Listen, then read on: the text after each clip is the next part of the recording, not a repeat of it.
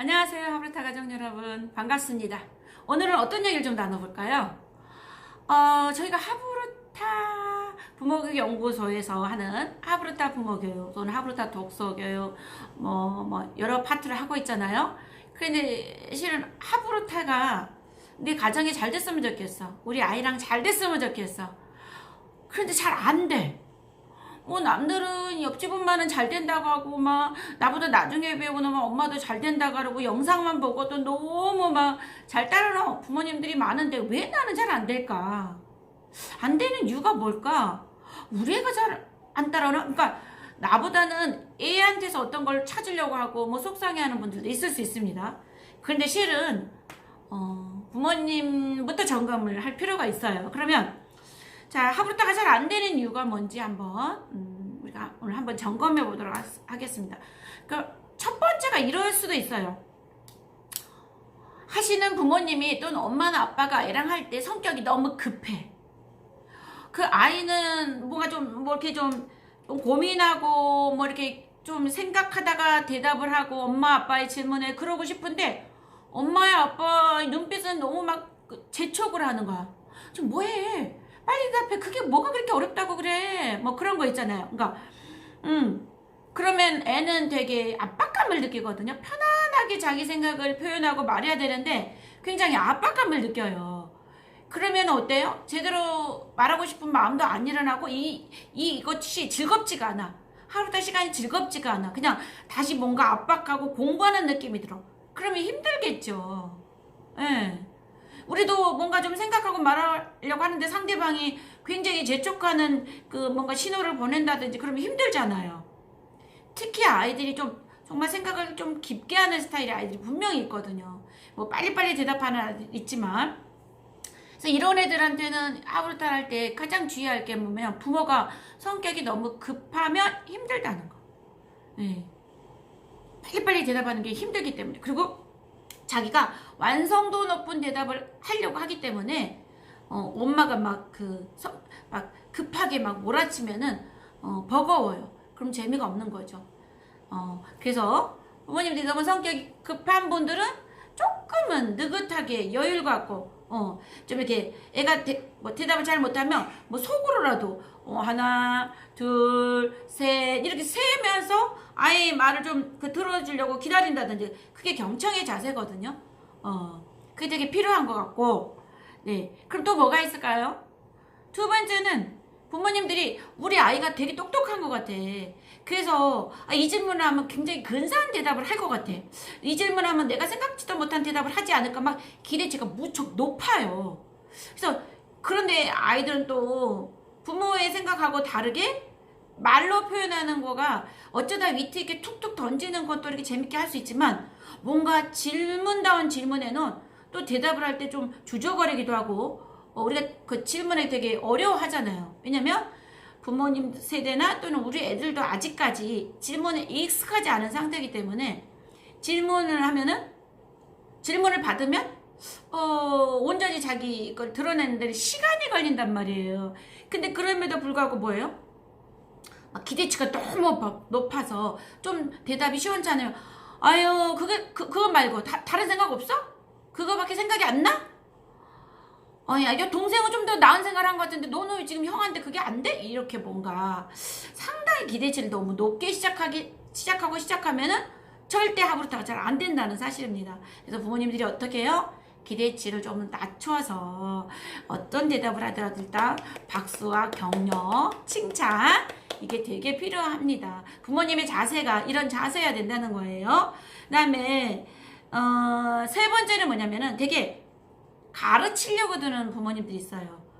애가 대답을 못하면 자 엄마가 설명해 줄게 들어봐. 아빠가 설명해 줄게 들어봐.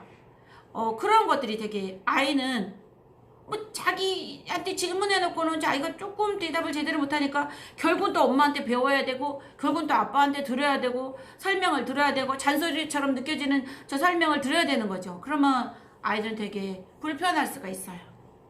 그럼 뭐예요? 결국은 이게 잘 원활하지 않게 되는 거죠. 그게 다 뭐예요? 부모님의 태도죠. 부모님의 태도가 뭐야? 너무 가르치려고 드는 부모님들은 아이들 입장에서는 다시 또 하나의 학습이구나. 또 하나의 하나의 공부구나 라고 생각할 수가 있다는 거죠. 아마 지금 여기까지만 들어도 우리 부모님들 하시려고 했던 분들 많이 이렇게 좀 찔리시는 부분이 있을 것 같은데요. 자, 그 다음에 그러면 네 번째는 뭘까요? 네 번째는 하브르타를 너무 단기간 효과를 보려고 하시는 분들이 계세요. 뭐 2달하고 안 되네. 몇 주에 보니까 안 되네. 당연히 안 되죠. 하브르타는 단기간에 효과를 낼 수 있는 학습법이 절대 아닙니다. 대화법이 절대 아닙니다. 소통법이 절대 아닙니다. 단기간에 낼 수 있는 것이 절대 아닙니다. 최소한 1년, 2년, 3년, 4년, 5년, 6년, 7년. 제가 뭐라 그랬죠? 부모교육 10공백행이라고 그랬죠? 최소한 10년을 끊임없이 공을 들였을 때 그 다음 10년 이후에는 늙어서 같이 성장하고 같이 늙을 때까지 정말 원활한 소통, 행복한 소통, 이게 가능한 거예요.